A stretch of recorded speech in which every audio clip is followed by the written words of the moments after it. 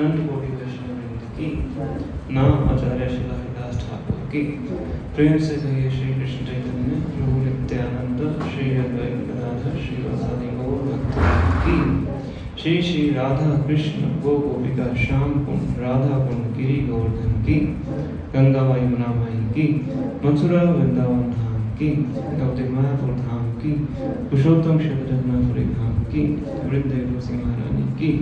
श्री श्री राधा रानी भगवान की, श्री श्री कृष्ण राम की, श्री जगन्नाथ की, श्री श्री गौर निताई की। They go Premanande, all glories to Samruddhi Sai Krishna, all glories to Sai Krishna, all glories to Samruddhi Sai Krishna, glories to Shri Shri Guru Yashivananda, all glories to Guru Bhagavad Gita. Om Namo Bhagavate Vasudevaya.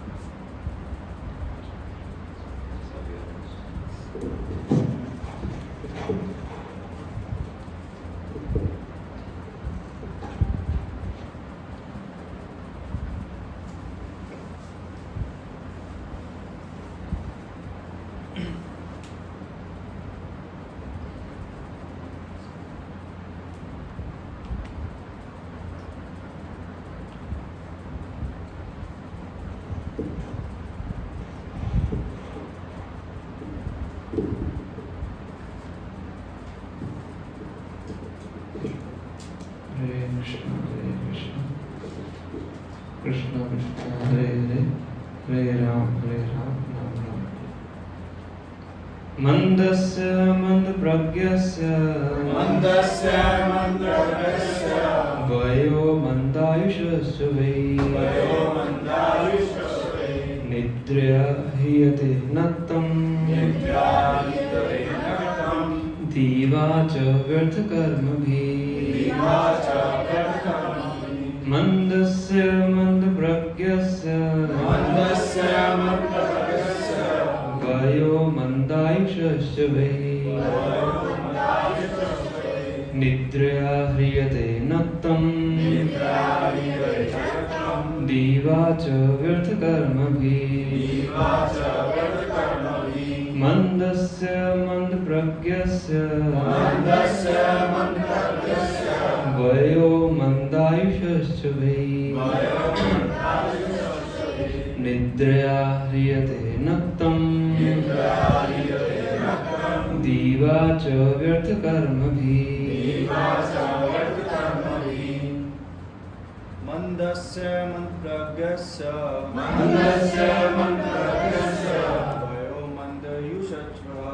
वयो मन्दायुषश्च वै निद्रा हीयते नक्तं दीवा च व्यर्थकर्मभिः मन्दस्य मन्दप्रज्ञस्य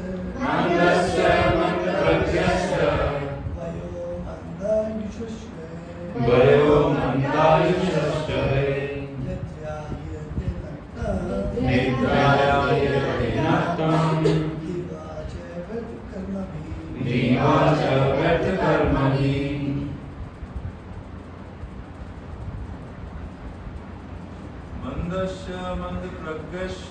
मन्दस्य मन्दप्रज्ञस्य वयो मन्दायुषश्च वै निद्राया हीयते नक्तं दीवा च व्यर्थकर्मभिः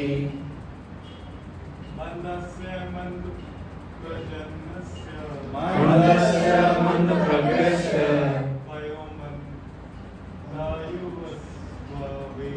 वयो मन्दायुषश्च वै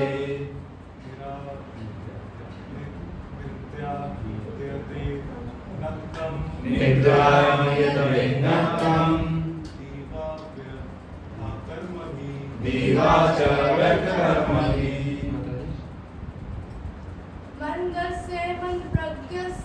मन्दस्य मन्दप्रज्ञस्य वयो मन्दायुषश्च वै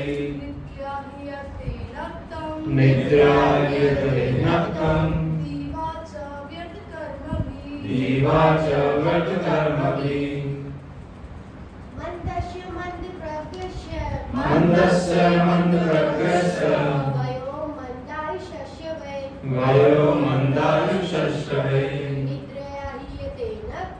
निद्रा हीयते नक्तं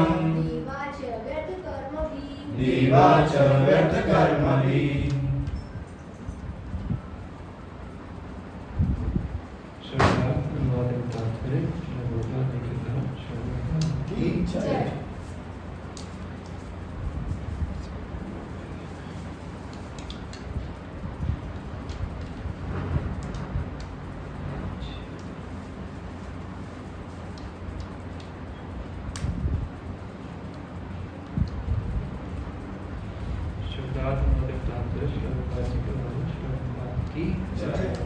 मन्दस्य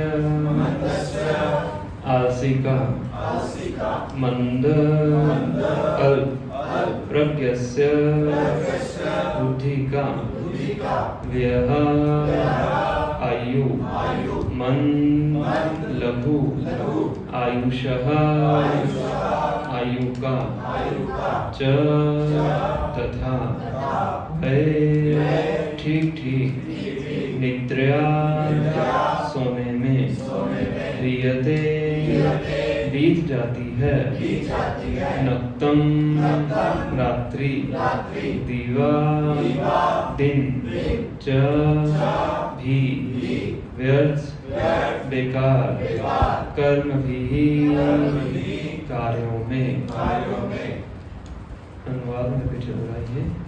अल्प बुद्धि तथा कम आयु वाले आलसी मनुष्य रात को सोने में तथा दिन को व्यर्थ के कार्यों में बिता देते हैं।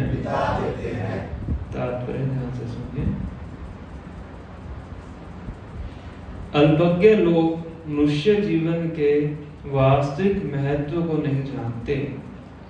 भौतिक प्रकृति के द्वारा जीव पर दुखदायी कठोर नियम लागू करने की प्रक्रिया के दौरान जीव को मनुष्य जीवन प्रदान करना प्रकृति का एक विशेष उपहार है। यह जीवन के सर्वोच्च वरदान को प्राप्त करने अर्थात बारंबार होने वाले जन्म तथा मृत्यु के बंधन से निकलने के लिए अच्छा अवसर होता है।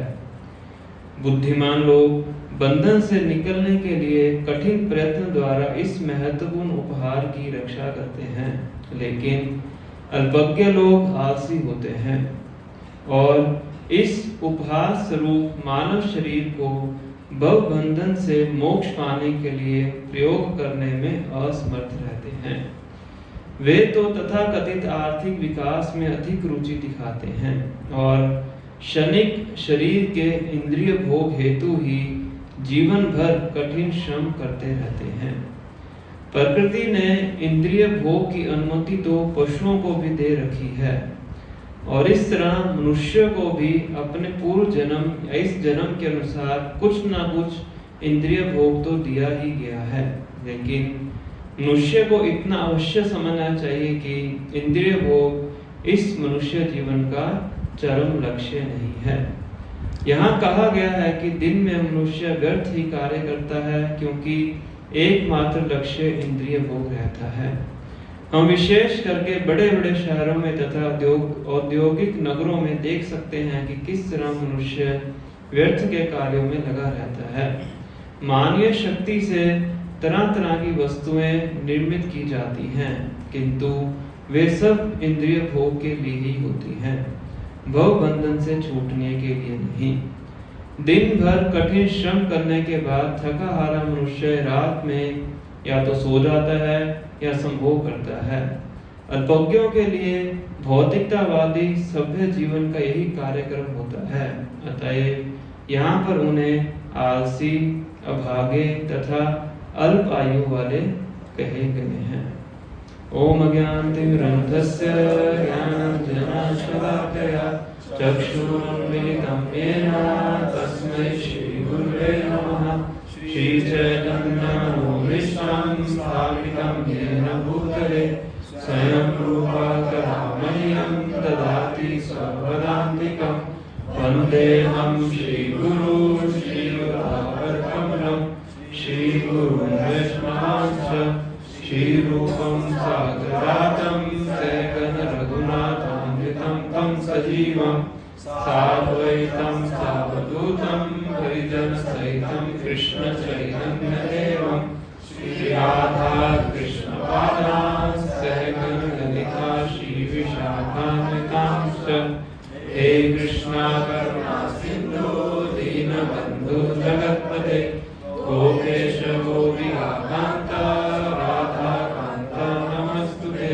तप्त काञ्चन गौरांगी राधे वृन्दावनेश्वरी वृषभानुसुते देवी प्रणमामि हरिप्रिये।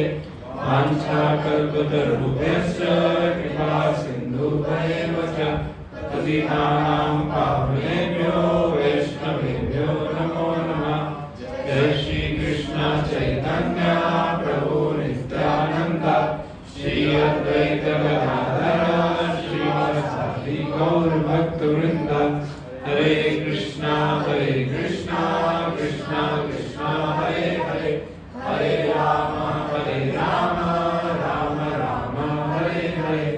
नमो विष्णुपादाय कृष्णाय भूतले श्रीमते भक्ति वेदांत स्वामी निधि नामिने।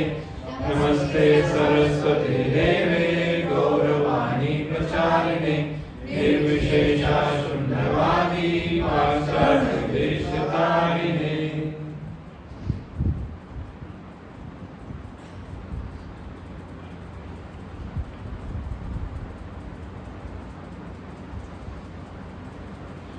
हरे कृष्ण।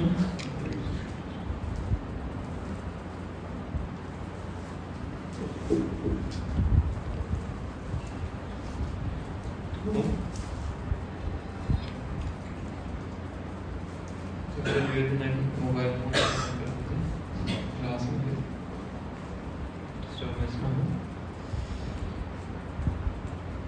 तो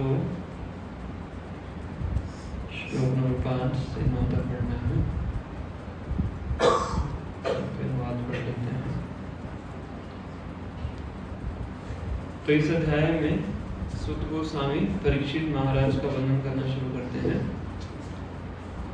पिछली क्लास में हमने चर्चा किया था किस प्रकार परीक्षित महाराज अपना राज्य को चलाते थे ब्राह्मणों के परामर्श के ऊपर।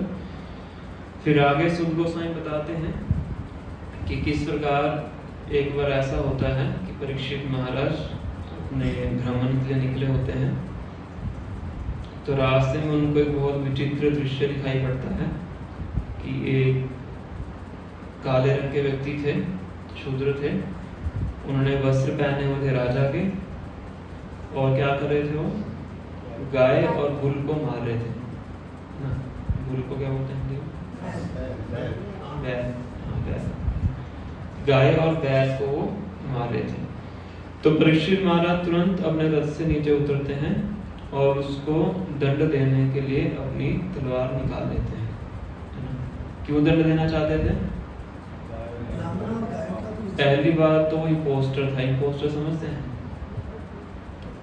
इम्पोस्टर इंग्लिश में बोलते हैं, मतलब कि राजा था नहीं पर राजा के कपड़े पहने हुए थे। हाँ, बहरूपिया बोल सकते हैं। बहरूपिया थोड़ा अलग उसमें चला जाता है, मतलब धोखा देने के लिए। जैसे ना कोई राजा ना हो, राजा की पदवी पे बैठ जाए, तो उस चीज के लिए योग्य नहीं है। था तो शूद्र, पर वस्त्र किनके पहने हुए थे? राजा। लोगों को धोखा देने। और दूसरा था कि गाय और बैल को मारना। गाय को मदर बोला जाता है। 7 माताओं में एक माता गाय है। तो कौन कौन सी 7 माताएं हैं, किनको पता है? 7 माताओं के नाम। एक अपनी सन की माता जो धात्री होती है वो नर्स को बोलते हैं। एक राजा की एक गुरु की वाइफ होती है वो, एक ब्राह्मण की होती है वो, एक धरती माता होती है और एक गौ माता। एक गाय। 7 माताएं शास्त्र में बताई गई है, तो उसमें से गाय है। और जो बैल है उसको धर्म का मूर्तिमान रूप माना जाता है कि बैल से ही अनाज उत्पन्न होता है। आजकल तो बैल का कार्य किसने ले लिया है? ट्रैक्टर ने ले लिया है। पर वास्तविकता से कार्य किसका होता है? बैल का कार्य होता है, क्योंकि बैल का जो भी पदार्थ होता है वो खाद के रूप में काम होता है। तो उससे खेत में खाद भी बनती थी, उनको पोषण मिलता था, और बिना पेट्रोल डीजल के वो कार्य करता था। तो इसलिए गाय और बैल दोनों क्या हैं? पूजनीय हैं। तो इसलिए परीक्षित महाराज निकलते हैं और तुरंत उसको दंड देने के लिए अपनी तलवार निकालते हैं। और जो व्यक्ति थे जिसने राजा के कपड़े पहने हुए थे वो कौन था? कलयुग का मूर्तिमान स्वरूप था। कलयुग था वैसे। कलयुग में सारी घटनाएं होती हैं। द्वापर युग से पहले कोई सोच नहीं सकता था कि गाय को भी मार सकता है। इसलिए परीक्षित महाराज उतरते हैं और उसको दंड देने के लिए तलवार निकालते हैं। ये कौन बोल रहा है? सुत गोस्वामी बोल रहे हैं। फिर इसके बाद शौनक जो आदि ऋषि बैठ के सुन रहे हैं, तो सुत गोस्वामी से प्रश्न करते हैं कि उन्होंने उसको मारा क्यों नहीं, दंड क्यों दिया। मान लो कोई व्यक्ति बहुत घिनौना अपराध कर दे, तो वो बोला था उसको फांसी देनी चाहिए, तो छोटी सजा दे दो, आप उनको 1 साल के लिए जेल में डाल दो। तो लोग कहते हैं ना कि फांसी की सजा होनी चाहिए। तो शौनक ऋषि ने यह प्रश्न पूछा सुत गोस्वामी से। फिर सुत गोस्वामी आगे उसका पूरा वर्णन, पूरे इंसिडेंट का वर्णन करें। कि शौनक ऋषि वो सब बहुत ध्यान से सुन रहे थे, तो सुत गोस्वामी तो जल्दी से आगे निकल रहे थे। एक ही श्लोक में बता के वो तो आगे निकल रहे थे। एक बार ऋषि महाराज ने एक बार ऐसा हुआ तो उनको दंड दिया, आगे का वर्णन करने जा रहे थे, पर उन्होंने बीच में रोक दिया कि पहले इस इंसिडेंट को बताइए।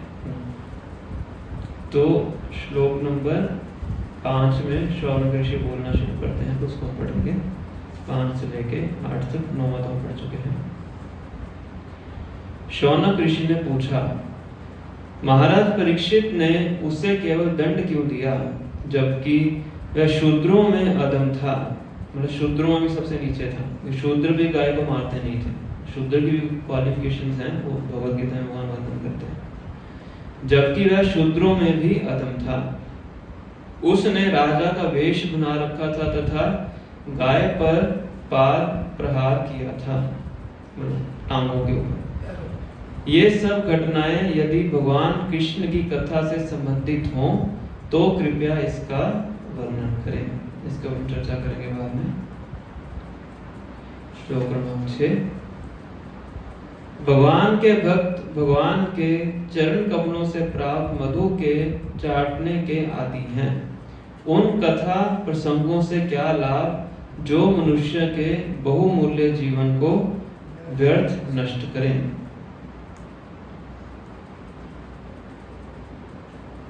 हे सुत गोस्वामी, मनुष्यों में से कुछ ऐसे हैं जो मृत्यु से मुक्ति पाने के और शाश्वत जीवन प्राप्त करने के इच्छुक होते हैं।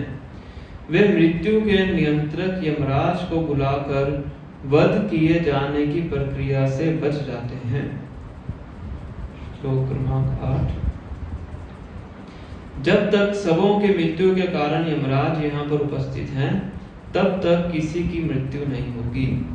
ऋषियों ने मृत्यु के नियंत्रक यमराज को आमंत्रित किया है, जो भगवान के प्रतिनिधि हैं। उनकी पकड़ में आने वाले सारे जीवों को भगवान की दिव्य लीलाओं की इस वार्ता के रूप में मृत्यु रहित अमृत का श्रवण करने का लाभ उठाना चाहिए। आज का श्लोक है। अल्प बुद्धि तथा कम आयु वाले आलसी मनुष्य रात को सोने में तथा दिन को व्यर्थ के कार्यों में बिता देते हैं। तो बहुत महत्वपूर्ण प्रसंग है, शिक्षाप्रद है। देखो जो क्वेश्चन पूछ रहे हैं शौनक ऋषि, वो भी कितने फिलोसफिकल क्वेश्चन हैं, उसके अंदर भी कितनी सी टीचिंग्स है। तो क्या कह रहे हैं यहाँ पे? पहली बात उन्होंने प्रश्न पूछा कि परीक्षित महाराज ने उसको दंड ही क्यों दिया, मारा क्यों नहीं, इसका वर्णन कीजिए।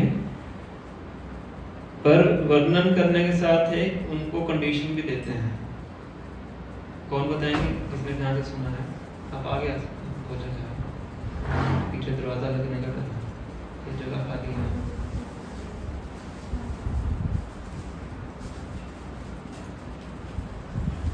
क्या कंडीशन लगाई परीक्षित शौनक ऋषि ने, क्यों बताना है? वो कथा कृष्णा से संबंधित होनी चाहिए। कह रहे कि अगर जो मैंने प्रश्न पूछा है आपसे ना, क्या प्रश्न है? ध्यान से सुन नहीं रहे। क्या प्रश्न पूछा है शौनक ऋषि ने? इधर से बताइए, ये बताइए।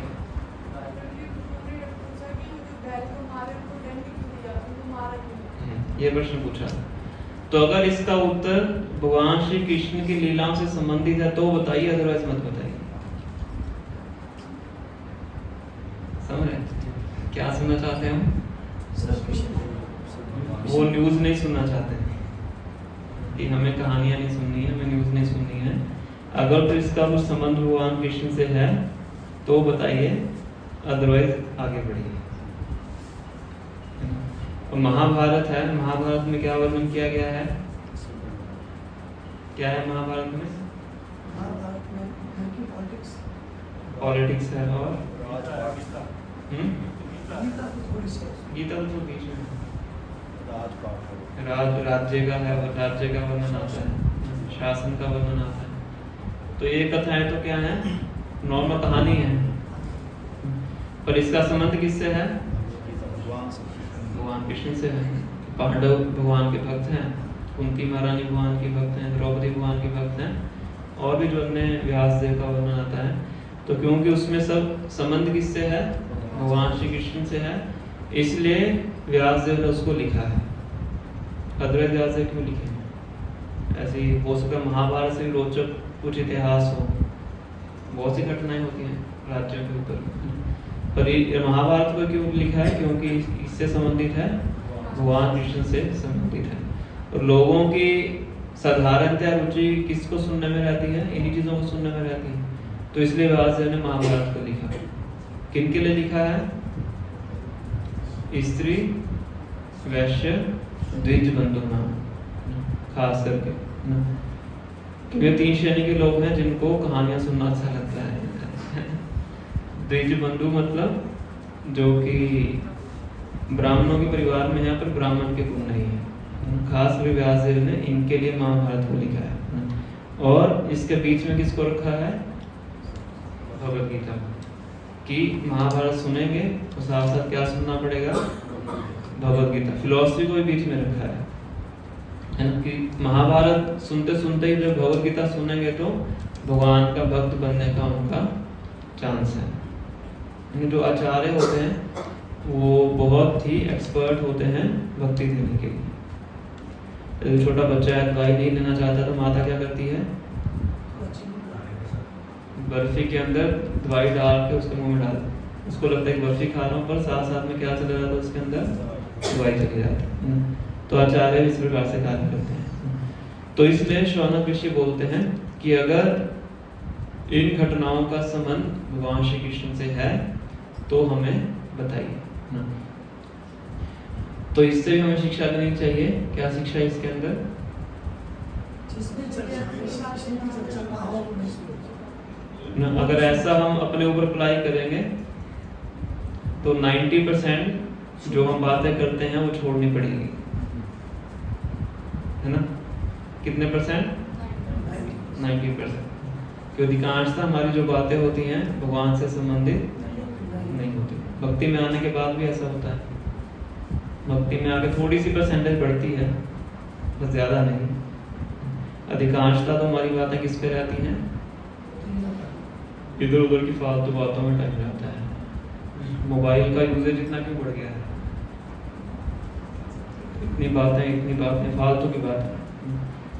2-3 अगर जो काम की बात होती है हार्डली 30 सेकंड to 1 मिनट में हो सकती है। 1-1 घंटा बातें चलती है। तो एक इंग्लिश में कहावत आती है, people of small minds discuss other people. क्या बोलते हैं इसको? कम बुद्धि वाले जो लोग होते हैं वो क्या चर्चा करते हैं? दूसरे लोगों के बारे में। उससे थोड़ा सा ऊपर जो मीडियोकर बुद्धि के लोग हैं वो किनकी चर्चा करते हैं? घटनाओं के बारे में, है ना? यहाँ क्या हुआ था, वहाँ क्या हुआ था, कल क्या हुआ था, परसों क्या हुआ था। और उच्चतम बुद्धि के जो लोग हैं वो क्या चर्चा करते हैं? आइडियाज के बारे में। People of great mind discuss ideas. Ideas को क्या बोलेंगे? विचार। तो थॉट्स हो गए।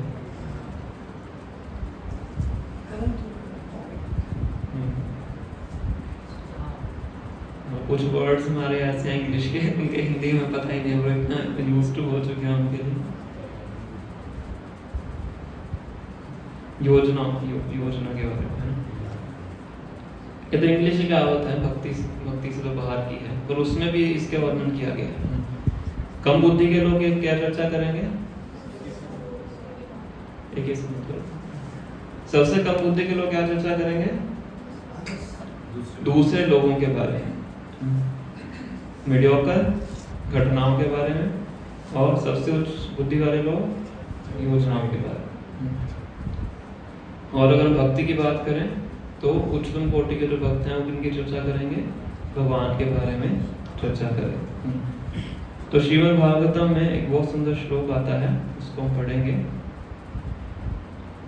ये हर भक्त को याद करना चाहिए, हमारे ऊपर लागू होता है।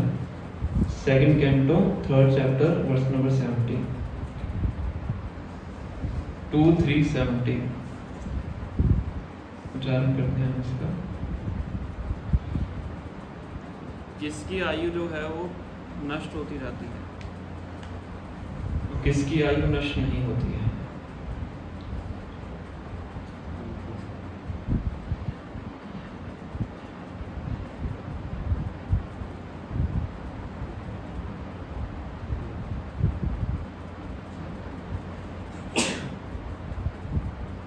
आयुर्हति वैपुंसाम् उद्यान अष्टम चयन्नसो तस्यार्थे यच्छनो नीता उत्तम श्लोक वार्तया। सुखदेव गोस्वामी बता रहे हैं, both by rising and by setting the sun decreases the duration of life of everyone. सूर्य उदय होता है और अस्त होता है।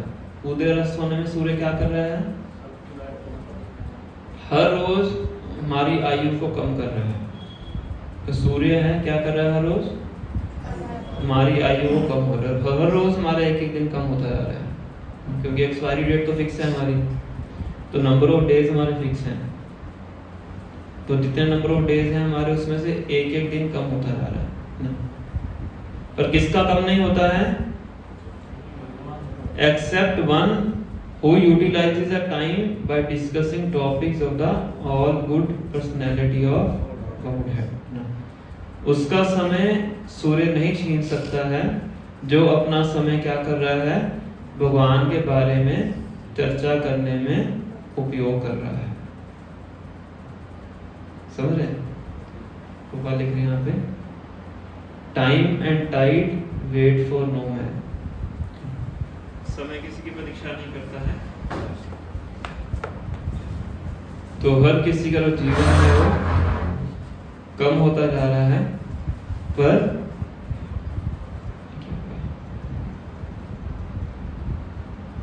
जो अपना समय भगवान के लिए इस्तेमाल कर रहा है, उसका समय नष्ट, उसका आयु जो है, उसकी आयु नष्ट नहीं होती है।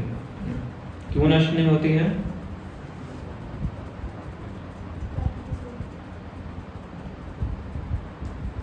क्यों नष्ट नहीं होती है?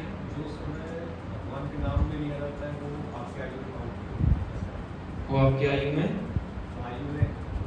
जितना नाम लेने में समय वेस्ट किया गया है वो आपकी आयु में से कम नहीं है। ठीक है, ऐसा बोल सकते हो। और सूर्य सबकी आयु छीन रहा है, पर उसकी नहीं, जो भगवान, जो जितना समय भगवान के लिए दिया गया। ऐसा क्यों?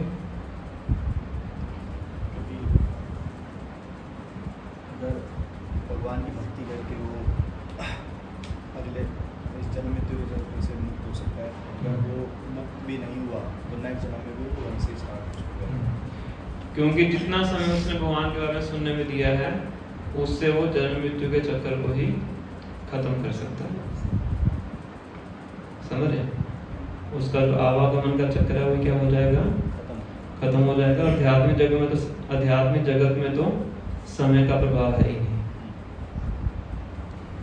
वहाँ क्लॉक नहीं है स्पिरिचुअल वर्ल्ड में, क्योंकि वहाँ पे समय बीतता ही नहीं है। समझ रहे? भगवान की आयु बढ़ती नहीं है। शोधा माता, नंद महाराज वृद्ध हैं, वो उतने ही रहते हैं। वहाँ पे क्या समय का प्रभाव नहीं है। इस भौतिक जगत के अंदर समय का प्रभाव है। और समय किसका प्रतिनिधित्व करता है? भगवान श्री कृष्ण का। इससे समय हर चीज का क्षय करता है ना? करता है कि नहीं? हमारे शरीर का क्षय करता है कि नहीं समय? समय के साथ शरीर का क्षय होता है। कोई भी चीज इस संसार में है, हर चीज समय के साथ क्या होती है? डिटीरियोरेट होती है ना? फल है, पेड़ के ऊपर लगा हुआ है, चाहे उसको तोड़े चाहे ना तोड़े, समय के साथ क्या होना शुरू हो जाएगा? वो डिके होना शुरू हो जाएगा। तोड़ लोगे तो जल्दी हो जाएगा, नहीं तोड़ोगे तो थोड़ा लेट होगा। हर चीज का डिके होता है किसके साथ? समय के साथ। इस समय क्या है? भगवान का प्रतिनिधित्व करता है। भगवान अर्जुन को बोलते हैं कालो अस्मि, मैं क्या हूँ? मैं काल हूँ, समय। पर जो भगवान की सेवा में लगा हुआ है, भगवान के बारे में चर्चा कर रहा है, समय उसकी आयु को नहीं हरता है, बल्कि वो अपनी आयु का सदुपयोग करके इस समय के ऊपर आध्यात्मिक जगत में जा सकता है। इसलिए शौनक ऋषि कह रहे हैं कि अगर ये कथा भगवान से संबंधित है तो इस कथा का वर्णन कीजिए, अगर भगवान से संबंधित नहीं है तो वर्णन मत कीजिए। मान लो कोई व्यक्ति आपसे बातचीत करने आया है, तो आपको क्या बोलना उसको? क्या बोलना उसको? किसका फोन आया आपके पास? सुनो सुनो, एक खबर सुनाता हूँ, बहुत अच्छी खबर है। तो क्या बोलोगे आप उसको? भगवान से रिलेटेड है नहीं फोन रख दो। उठाने से पता ही लगेगा क्या बोलने वाला है। तो ऐसा बोलने के लिए करेज चाहिए। पहले खुद ही हम बातें करते हैं, दूसरों क्या बोल सकते हैं। तो इसके लिए डिटर्मिनेशन चाहिए। ये श्री रूप गोस्वामी जो 6 चीजें बताते हैं कि जो भक्ति के लिए लाभदायक हैं, उसमें से एक चीज ये है।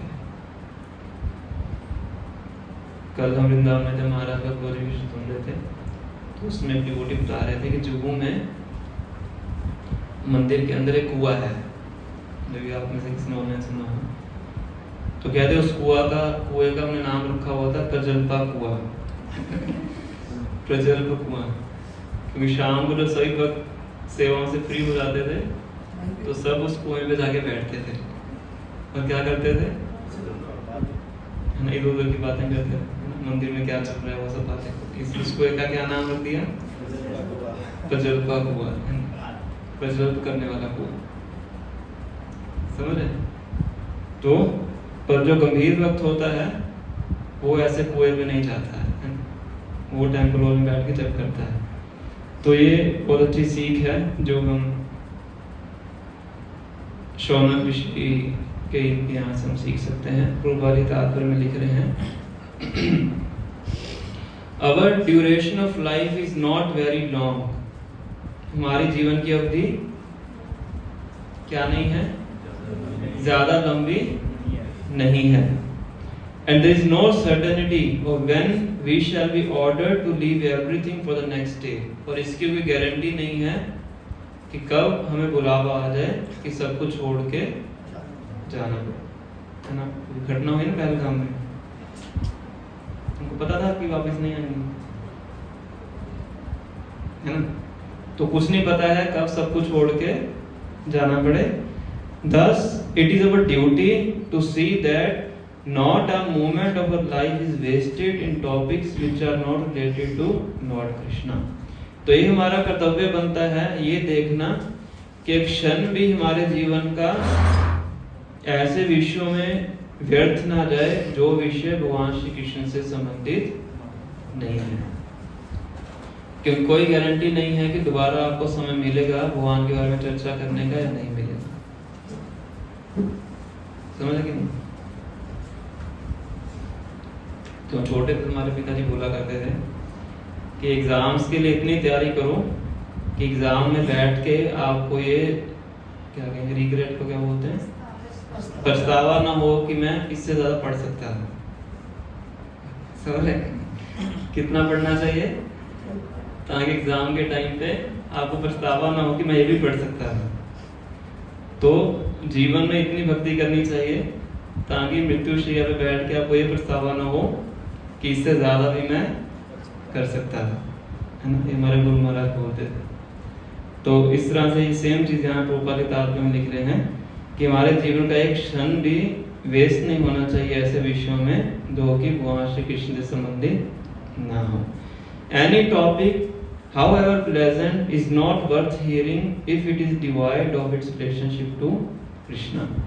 कोई भी विषय हो चाहे कितना ही आकर्षक क्यों ना हो, जब किसी और व्यक्ति की बातें चल रही होती है, खासकर उस व्यक्ति से जिससे हमारी ईर्ष्या है ना, अगर उसके बारे में बात ही चल रही हो तो कान क्या हो जाते हैं, सीधा खड़े हो जाते हैं सुनने के लिए। भगवान लिख रहे हैं however pleasant, कितना ही रोचक विषय क्यों ना हो, पर अगर उसका संबंध कृष्ण से नहीं है तो एक भक्त के लिए वो क्या है, सुनने योग्य नहीं है, उसके बारे में नहीं सुनना चाहिए ना। वो क्या हो रहा है, आपका समय व्यर्थ जा रहा है। चाणक्य पंडित बोलते थे, आयुषा क्षणमेको भी न लभ्यते स्वर्ण कोटि भी। जीवन का एक क्षण जो आपका बीत गया उसको हजारों सोने की मुद्राएं देके भी परचेज नहीं कर सकते। कल का वो दिन बीत गया, अब ये नहीं बोल सकते कि मैं तो बहुत धनी व्यक्ति हूँ, पूरा रेवाड़ी शहर खरीद सकता हूँ। तो कल का वो समय निकल गया, उसको मैं क्या करूँगा, खरीद लूँगा। कोई खरीद नहीं सकता। एक बार समय निकल गया तो निकल गया ना, दोबारा हाथ में आने वाला नहीं है।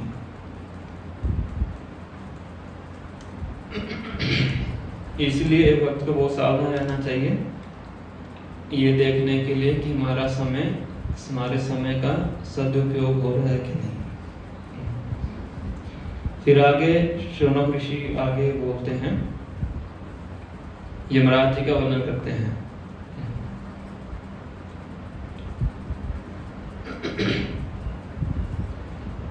यमराज से कौन व्यक्ति डरता है? ये पहले प्रश्न पूछा, पुलिस से कौन डरता है?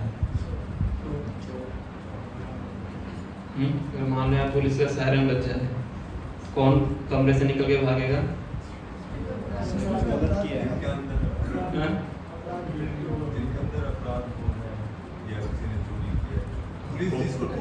जिसको ढूंढ रहा है ना। प्रभुपाद जी बोलते हैं culprit mind is always suspicious. इसको हिंदी में ट्रांसलेट कीजिए। Culprit mind is always suspicious. जो दोषी मन है हमेशा शंका करता है, इसको पता लग गया मेरे बारे में, इसको पता लग गया मैंने ये गलत कार्य किया, शायद इसको पता लग गया, और हमेशा डाउट सस्पिशन में रहता है। तो यमराज से कौन डरता है? जिसने पाप किए, सिंपल सी बात है, उसको यमराज से डर लगता है। और किसको यमराज से डर नहीं लगता है? जो भक्त हैं उनको यमराज से डर नहीं लगता है, क्योंकि यमराज भी क्या है? वो महाजन है। शुद्ध भक्त तो हैं, शुद्ध भक्त में भी महाजन की कैटेगरी में है ना। तो इसलिए जो भक्त हैं उनको यमराज से डर नहीं लगता है। वो यमराज के साथ कीर्तन में नृत्य करते हैं। गौर लीला के अंदर वर्णन आता है कि चैतन्य महाप्रभु का नाम सुन के यमराज भी क्या करते हैं? डांस करते हैं। यमलोक में भी नृत्य होता है, संकीर्तन होता है चैतन्य महाप्रभु का नाम सुन के। तो शौनक ऋषि कह रहे हैं कि जो भक्त हैं उन्होंने इस सभा के अंदर किसको बुला लिया है? यमराज को बुला लिया। और यमराज के हैं आउट ऑफ ड्यूटी हैं। तो जब तक ये कथा चल रही है, सुध गोस्वामी को कह रहे हैं, तब तक यहाँ पे किसी की भी मृत्यु होने वाली नहीं है, क्योंकि मृत्यु करने वाले यहाँ पे बैठे हुए हैं कथा सुनने के लिए। तो हम निश्चिंत होकर क्या कीजिए? कथा कीजिए। अगर वो क्या है? भगवान के बारे में संबंधित है। तो जो आज का श्लोक मैंने पढ़ा है, lazy human beings with paltry intelligence and a short duration of life pass the night sleeping and the day performing activities that are for naught। कि जो मंद बुद्धि वाले लोग हैं, मंदस्य मंद प्रज्ञस्य, प्रज्ञ बोलते हैं बुद्धि को, मंद प्रज्ञ मतलब कम बुद्धि वाले, जो धीरे धीरे चलता है उसको मंद बोलते हैं, मंद गति। तो जिनकी बुद्धि क्या चलती है? धीरे धीरे चलती है। तो क्या करते हैं हम? जो दिन का समय है कैसे व्यर्थ करते हैं? इंद्र तृप्ति के साधनों को जुटाने के लिए, है कि नहीं? क्या करते हैं हम दिन में? कार्य करते हैं। किस लिए? हर कार्य का लक्ष्य क्या होता है?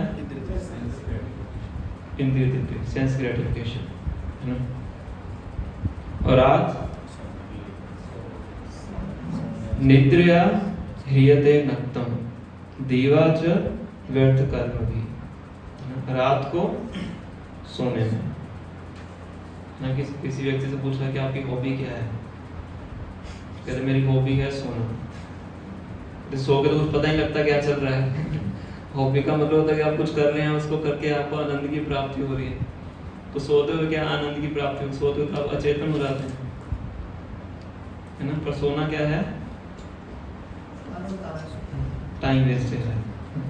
हमारे गुरु महाराज को सब बोलते थे कि महाराज रेस्ट कर लीजिए, महाराज बहुत कम सोते थे कि आपकी हेल्थ के लिए अच्छा नहीं है। तो महाराज क्या कहते हैं? सोना क्या है? टाइम वेस्टेज है। सोते प्रभुपाद भी बहुत कम सोते थे, 2.5-3 घंटे सोते थे, 24 घंटे के, है ना। निद्रया ह्रियते नक्तम दीवा च व्यर्थ कर्म भी। तो प्रभुपाद इसका पूरा विश्लेषण बहुत अच्छा तात्पर्य है, इसको आप दोबारा जाके पढ़ सकते हैं। फर्स्ट लाइन प्रभुपाद लिख रहे हैं, the less intelligent person do not know the real value of human form of life. का मूल कारण क्या है? कि जीवन का जो मूल्य है वो पता नहीं है कि जो लाइफ है, ह्यूमन फॉर्म ऑफ लाइफ मिली है, इसकी वैल्यू क्या है और ये क्या हमें प्राप्त करवा सकती है वो हमें पता नहीं है। जैसे कि मान लीजिए कोई भिखारी है, सड़क भीख मांग रहा है, 10 रुपए दे दीजिए, 10 रुपए दे दीजिए। कोई व्यक्ति हो BMW की गाड़ी चला रहा हो तो उसकी चाबी उसके हाथ में रख दें। सपोज कर लीजिए, ऐसा होता तो नहीं है, सपोज कर लीजिए तो व्यक्ति क्या करेगा? भिखारी है तो चाबी लौटा देगा, मुझे 10 रुपए दे दीजिए, क्योंकि उसको उसकी कीमत नहीं पता है। तो उसको क्या चाहिए? बच्चों के साथ ऐसा होता है ना, बच्चों को आप वो चेक काट के दे दीजिए, 1 लाख का चेक दे दिए, वो नहीं मुझे टॉफी चाहिए। या उसको भी पता है कि मार्केट में जाएंगे 1 रुपया देकर टॉफी मिलते हैं तो मुझे 1 रुपया ही चाहिए। तो इसी प्रकार से जब किसी जीवात्मा के ऊपर प्रकृति के क्रम के अनुसार उसको मनुष्य जीवन प्राप्त होता है, पर जब उसको मनुष्य जीवन की वैल्यू नहीं पता होती है कि इससे क्या प्राप्त हो सकता है, तो वो भी उस बच्चे की तरह क्या चाहता है? टॉफी चाहता है ना। पर क्या उसको मिल सकता है? BMW गाड़ी में घूम सकता है, वो नहीं चाहिए, पर 10 रुपए चाहिए ना। तो इसी प्रकार से ह्यूमन फॉर्म ऑफ लाइफ का वो यूज ना, सदुपयोग ना करते हुए क्या चाहता है? इंद्रिय तृप्ति करना चाहता है। और यहाँ पे क्या लिख रहे हैं गोपाल? और ये जो इंद्रिय तृप्ति है ये आपको हर योनि में प्राप्त होती है। पशुओं के जीवन में भी इंद्रिय तृप्ति प्राप्त होती है, और पशु तो मनुष्यों से ज्यादा कर सकते हैं, है कि नहीं? इंद्रिय तृप्ति जो है वो मोस्टली 4 कैटेगरीज में आती है: eating, sleeping, defending and mating. आहार, निद्रा, भय और मैथुन। हमें आहार के लिए क्या कुछ करना पड़ता है? पहले कमाने जाना पड़ता है, कमा के फिर सामान खरीदते हैं, फिर कुकिंग करते हैं, फिर कहीं जाके खाते हैं। वो खाना भी पर्याप्त मात्रा में पड़ता है, थोड़ा ज़्यादा खा लेते हैं तो फिर पेट खराब हो जाता है, ऊपर नीचे खा लेते हैं फिर समस्या हो जाती है। तो पशुओं के लिए तो ये भी नियम नहीं है। अब बंदर है, उसको कमाने की आवश्यकता नहीं, पेट टू पेट जाके अपना खा सकता है, पेट भरता है, जितना भी खाए सो जाता है सोने के लिए हमें इतना कुछ चाहिए। और पशुओं के लिए कोई पोलर भी है, साल में 6 महीने सोता ही है कि नहीं? पर इंद्रिय तृप्ति तो जानवर भी करते हैं, और हमसे भी अच्छी क्वालिटी की इंद्रिय तृप्ति करते हैं बिना किसी जॉब बिजनेस को किए हुए। तो पर हम मनुष्य जीवन प्राप्त करके अगर यही कार्य कर रहे हैं, तो फिर महाभारत क्या बोलती है? मनुष्य और पशु के बीच में कोई भी अंतर नहीं है, दोनों सेम ही है। तो इसीलिए जो बुद्धिमान व्यक्ति होता है, सबसे पहले वो ये जानता है कि जो मनुष्य जीवन है कितना वैल्यूएबल है। इसलिए शास्त्र सबसे पहले हमें मनुष्य जीवन के बारे में बताते हैं। इसलिए सबसे पहले तो आप ये समझिए कि जो मनुष्य जीवन क्या है, बहुत ही वैल्यूएबल है, पर लोग इसको वेस्ट कर देते हैं। कुछ लोग हैं जो इतने रिस्की कार्य करते हैं, कुछ स्टंट वाले होते हैं ना, क्या कहते हैं उसको, रोडीज बोलते हैं उनको, क्या बोलते, बाइक पे कभी घुमाएंगे, कभी कुछ करेंगे, कभी जंप लगाएंगे। तो क्योंकि मनुष्य जो जीवन प्राप्त है उसकी वैल्यू पता नहीं है, ड्रग्स लेते हैं, थोड़ा सा ओवरडोज हो गया सीधा हो जाएगा उसका काम, इंटॉक्सिकेशन हो गया, ड्रग्स हो गए, सुसाइड में तो खत्म ही कर दो अपने आप को, क्योंकि जो उसको प्राप्त हुआ उसकी वैल्यू पता नहीं है उसको। थोड़ा कोई झटका लग गया जीवन के अंदर, वो शुरू हो जाता है पंखे पे लटकने के लिए। वैसे ही मुझे किसी ने बताया था कि IIT रुड़की के अंदर क्या क्या उन्होंने सारे सीलिंग फैन उतार के वॉल फैन लगाए। क्यों लगाए? ज़्यादा हो कि इतनी पढ़ाई करके आप सोचिए आईआईटी में जाने के लिए कितनी पढ़ाई करनी पड़ती है। जैसे डिवोटी हम 11th में आए हैं तो 11th से शुरू कर दिया उन्होंने कोचिंग आईआईटी की। 10th खत्म होते कुछ 10th 9th से भी शुरू करते हैं आजकल। तो इतनी पढ़ाई करके व्यक्ति वहाँ पे जा रहा है, वहाँ पे जाके क्या कर रहे हैं, तो सारे पंखे उतार के उन्होंने वॉल फैन लगा दी। वॉल फैन से सुसाइड नहीं हो सकता है, समझ रहे? तो थोड़ा सा कोई झटका लग गया इस मनुष्य जीवन को क्या कर देंगे, खत्म कर देंगे, क्योंकि उसकी वैल्यू पता ही नहीं है ना। एक छोटा सा एग्जाम क्लियर नहीं हुआ, कोई सप्ली लग गई, कुछ हो गया तो खत्म कर देंगे उसको। तो इसीलिए शास्त्र सबसे पहले हमें बताते हैं कि क्या समझना चाहिए, real value of human form of life. मनुष्य जीवन कितना कीमती है सबसे पहले उसको समझें, और इस मनुष्य जीवन की वैल्यू को समझने के बाद एक व्यक्ति को सतर्क हो जाना चाहिए कि मुझे अभी क्या नहीं करना है, टाइम वेस्ट नहीं करना है। स्पेसिफिकली किस चीज़ के टाइम वेस्ट की बात हो रही है इसमें, ऐसे विषयों की चर्चा करना जिन विषयों का संबंध भगवान से नहीं है। जिन विषयों का संबंध भगवान से नहीं है उन विषय की चर्चा को क्या बोलते हैं, तजर्बा। जो हमारे भक्तों के समाज का वर्ड हो गया, वैसे जनरली क्या वर्ड बोलते हैं, गॉसिपिंग, गप्पे मारना। तो ये इससे हमें बचना है। गॉसिपिंग करने का बहुत बड़ा नुकसान है। जितने भी संबंध खराब होते हैं अधिकांशतः उसमें किसका रोल होता है, गॉसिपिंग का होता है।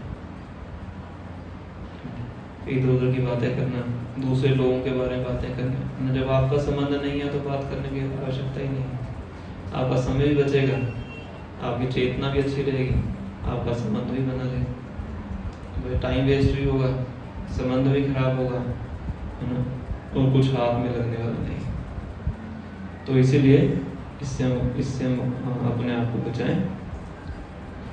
और प्रभुपाद जी और इसका वर्णन कर रहे हैं कि कैसे एक व्यक्ति को अपना समय केवल इंद्रिय तृप्ति के साधनों को जुटाने में नहीं लगाना चाहिए, और रात का समय सोने में या मैथुन करने में नहीं बिताना चाहिए, बल्कि हर समय का क्या उपयोग करना चाहिए, भगवान की भक्ति करने में करना चाहिए। और वो समय जो उसने भगवान की सेवा में लगाया है वो उसका क्या है, परमानेंट क्रेडिट है। वही समय उसके लिए वीजा का काम करेगा आध्यात्मिक जगत में जाने के लिए। वो समय उसका क्या हो गया, एक तरह से एसेट बन, स्पिरिचुअल एसेट बन गया। अदरवाइज जो समय उसने फालतू की चीजों में लगाया है वही समय उसका वीजा बनेगा कहाँ जाने के लिए, नरक में जाने के लिए। तमो द्वारम योषितम संगी संगम। कौन सा श्लोक है, महर्ष सेवाम द्वारम आहुर्मुक्ते तमो द्वारम योषितम योति संगम। कि जब महान भक्तों का संग करते हैं तो हमारा क्या खुल जाता है, महर्ष सेवाम द्वारम आहुर, मुक्ति के द्वार खुल जाते हैं। जब गलत लोगों का संग करते हैं तो नरक के द्वार खुल जाते हैं। तो हमें कौन से द्वार में प्रवेश करना है, वो हमारा चुनाव है। ठीक है, भगवान के बारे में बात करेंगे तो भगवान के धाम जाएंगे, इधर उधर की बातें करेंगे तो फिर नरक में जाएंगे। नरक में जाएंगे या तो अगर थोड़े से पुण्य कार्य किया तो वापस लौट के यहाँ पे आ जाएंगे, मतलब इस जगत के अंदर ही घूमते रहेंगे।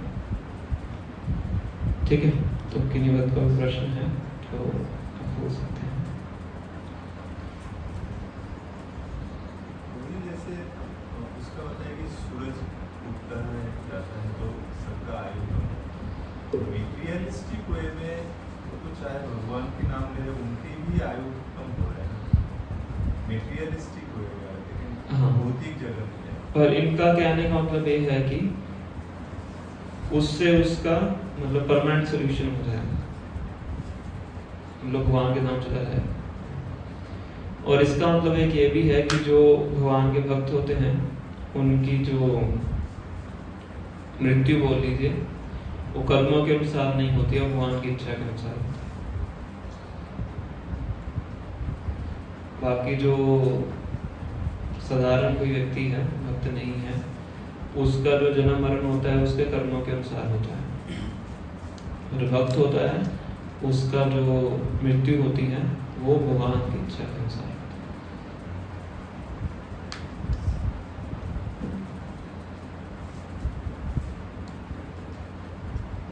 भगवान चाहते हैं कि उसको किसी और जगह भेजना तो तुरंत उसको बुला सकते हैं। भगवान चाहते हैं कि यहीं पे रह के सेवा करें, दीर्घायु भी हो सकती है। ये भी एक कारण, ये भी इसका एक उत्तर है। शुद्ध भक्तों को हम अभी लाइन में हैं प्रैक्टिसिंग स्टेज में। भगवान चाहे तो किसी के साथ भी कुछ भी कर सकते हैं। जो प्रैक्टिस कर रहे हैं तो वही भक्ति है। तो अगर भगवान को लग रहा है कि इसको अभी बुला लेना चाहिए तो उसको बुला सकते हैं। भगवान चाहे तो कुछ भी कर सकते हैं। जैसे कोई इंजीनियरिंग कॉलेज में चला गया, सेकंड ईयर में है, तो लोग तभी भी उसको इंजीनियर बोलना शुरू कर देते हैं, हालांकि उसने डिग्री नहीं ली है, पर है तो इंजीनियर ही, पढ़ता रहेगा तो इंजीनियर बन जाए। ऐसे भक्ति की लाइन में जुड़ गया है तो भक्त ही बोला जाता है। हो सकता है परिपक्व ना हुआ हो, है तो भक्त ही। भगवान चाहे तो उनके साथ भी कर सकते हैं।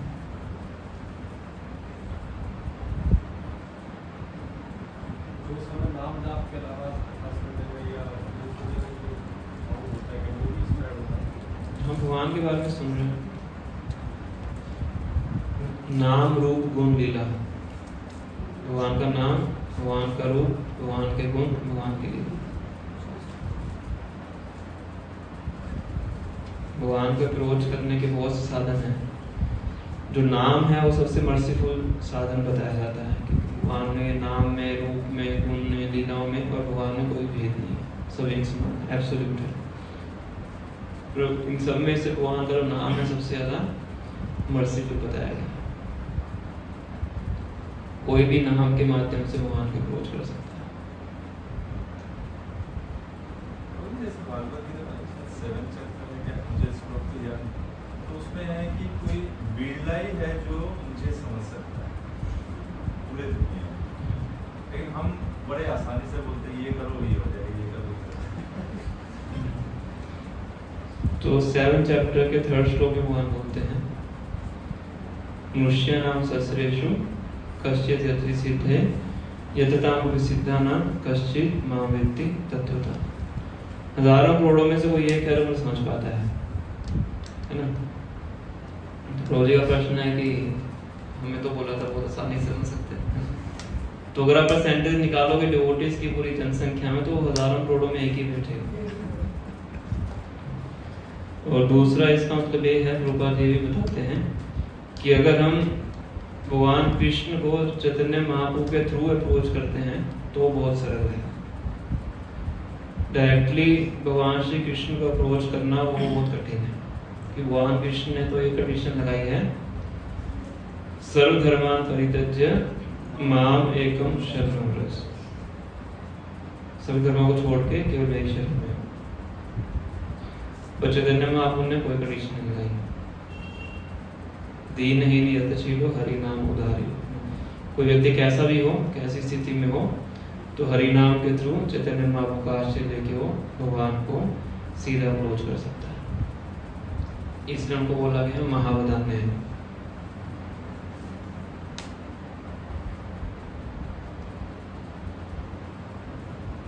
ठीक है, महाप्रभु के थ्रू अप्रोच करेंगे तो, क्योंकि राधा रानी है, राधा रानी के भाव में है, तो अप्रोच कर सकते हैं। भक्तों के माध्यम से भगवान की तरफ पहुंचाएंगे तो अप्रोच कर सकते हैं। अदरवाइज तो वही है हजारों करोड़ों में एक।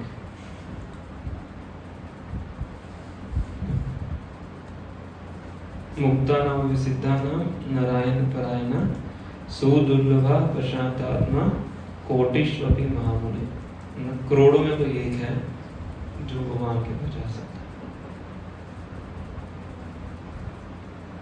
हरे कृष्ण प्रभु जी,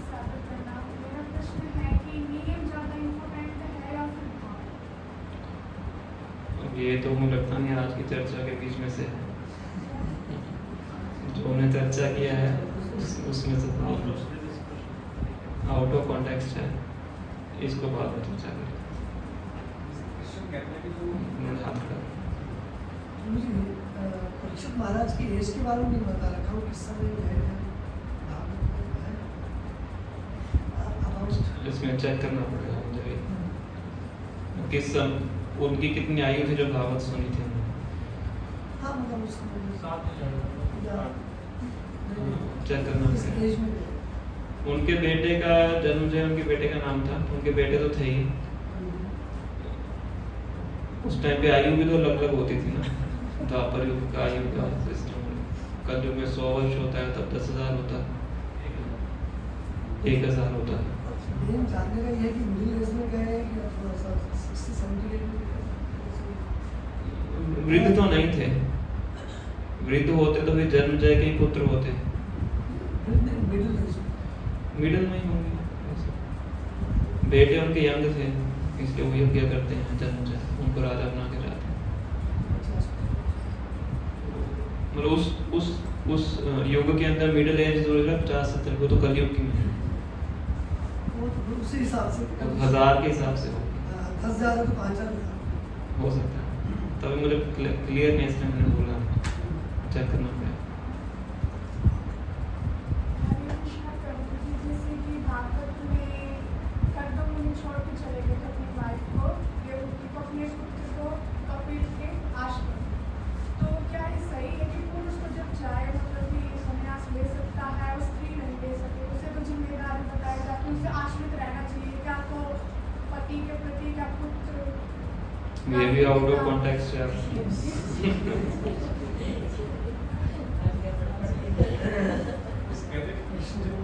भगवान जिनको जानना चाहते हैं वही उसको जानते हैं।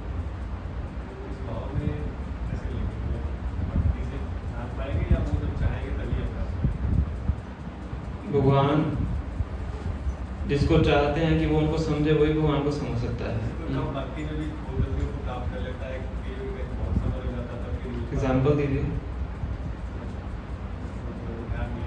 फिर कैसे बता, फिर कैसे बोल सकते हैं आप? सुना है कि कहते हैं कि सुनना तो बहुत कुछ है, सुनने पे गलत सुनने से सिद्धांत साबित नहीं होता है कि भारत में बहुत सी मिसकंसेप्शंस रहती हैं। उसने बिना गुरु के भगवान को प्राप्त कर लिया, उसने कम भक्ति में प्राप्त कर लिया, ऐसा नहीं होता है। ये सब फालतू की बात होता है। कुछ ऐसी पर्सनैलिटीज हैं जिनको में लगता है कि बिना गुरु के प्राप्त किया, जैसे मीराबाई का नाम लिया जाता है, तो उसमें विष्णु चक्र ठाकुर बताते हैं, हमारे एक आचार्य हैं, कि जिस व्यक्ति ने मतलब पहले जीवन में गुरु के निर्देशन में रह के भक्ति की है, तो थोड़ी सी उसकी भक्ति बची है, तो अगले जीवन में हो सकता है कि दिखाई पड़े कि बिना गुरु के भक्ति की है। पर भक्ति पहले किनके निर्देशन में की है? गुरु के। बिना गुरु के प्राप्त नहीं कर सकते हम, समझ नहीं। पहली बात तो इसको समझे। दूसरा है कि ऐसे नहीं कम भक्ति करके भगवान को समझ गए, ऐसे नहीं है। वो आपकी निगाह में कम भक्ति हो सकती है, समझ, क्योंकि आपको पिछला नहीं पता है। हमारी तो सीमित है ना दृष्टि, हम तो इस जन्म में देखते हैं, इस जन्म में भी कितना देख पाते हैं, थोड़ा सा देख पाते हैं। जैसे यहाँ पे लोग बैठे हुए हैं, प्रभु जी क्यों चाहेंगे? प्रभु क्यों चाहेंगे बताइए?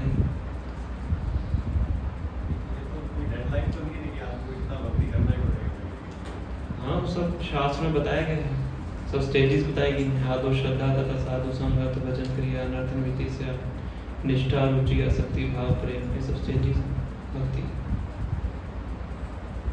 हमारा जो मन है वो हमेशा वो शॉर्टकट चाहता है, और फिर उसको लगता है कि मैं भी शायद फिट हो जाऊं इसमें इस शॉर्टकट के अंदर। इसलिए जो आचार्य हैं वो प्रॉपर साधना भक्ति बताते हैं। जो सही गुरु है वो आपको साधना भक्ति बताएगा। जैसे माता जी का प्रश्न वही आ गया, नियम चाहिए भाव भक्ति से, भाव जरूरी है नियम जरूरी? हर कोई नियम से भागना चाहता है, सीधा भाव तक पहुंच जाए। वो दिखने में थोड़ा अच्छा सा लगता है, आंखों से आंसू आ रहा है, तो भाव में घूम रहा है, इतना जल्दी थोड़ा प्राप्त होता है। इमिटेशन करने वाले तो बहुत लोग हैं इस दुनिया के, और सही गुरु है वो आपको सही डायरेक्शन में भेजेगा, और वो रास्ता कठिन भी लगेगा। आप में आना इतना आसान कहते हैं जो सच में ब्रांडेड चीज़ होती है महंगी होती है। क्रूड एग्जांपल देने के लिए, कोई अच्छी क्वालिटी की चीज़ है तो क्या होती है, महंगी होती है। उसका इमिटेशन ले दीजिए, जैसे बिस्लेरी की बोतल है, कोई बिल्सेरी होता है अलग अलग क्या क्या नाम पड़े होते हैं, बिल्सेरी है, क्या क्या नाम, सस्ती मिल जाएंगे आपको, है ना। और ओरिजिनल ब्रांड चाहिए तो क्या मिलेगा, महंगा मिलेगा। तो अगर प्योर चीज़ चाहिए तो क्या मिलेगी, वो कॉस्टली मिलेगी। शुद्ध भक्ति चाहिए तो क्या है, कॉस्टली है, मेहनत करनी पड़ेगी, तपस्या करनी पड़ेगी, साधना करनी पड़ेगी। इमिटेशन चाहिए तो क्या करो, कपड़े पहन लो, कॉपी कपड़े पहन लो, अपना घूमते रहो भाव में। ऐसे बहुत से अपसंप्रदाय हैं, आउल बाउल, चूड़ाधारी, सखी बेकी, सहज, ये सब अपसंप्रदायों के नाम। इनको देख के लगेगा कि ये तो असली भक्ति तो यही कर रहे हैं हम तो पता नहीं क्या कर रहे हैं, सब माला करते रहते हैं, कुछ फर्क ही नहीं पड़ रहा हमें। तो जो गुरु हैं वो हमें सही डायरेक्शन बताते हैं, इसलिए गुरु प्रमाणिक होना चाहिए। और जो नियम कानून बताते हैं जब उस पर चलेंगे तो धीरे धीरे क्या होगा, भक्ति में प्रगति होती जाएगी। और भगवान भगवान बता रहे हैं, भक्त्या मां अभिजानाति यावन यशास्मि तत्वतः। केवल भक्ति के माध्यम से ही मुझे समझा जा सकता है, और कोई तरीका नहीं। ज्ञान योग कर्म इसके माध्यम से, केवल भक्ति के माध्यम से मुझे समझा जा सकता है। और भक्ति कहाँ से शुरुआत होती है, आदो गुरु पादाश्रय, एक गुरु प्रमाणिक गुरु का आश्रय लेके भक्ति की शुरुआत होती है। और जितना जितना जितना वो भक्ति करता जाएगा उतनी उतनी मात्रा में भगवान को समझता जाएगा। धीरे धीरे धीरे धीरे फिर वो भाव की स्थिति में पहुंचेगा, भाव के बाद प्रेम की स्थिति में पहुंचेगा, प्रेम की स्थिति में पहुंचेगा तो फिर तो भगवान के सानिध्य को प्राप्त कर सकता है।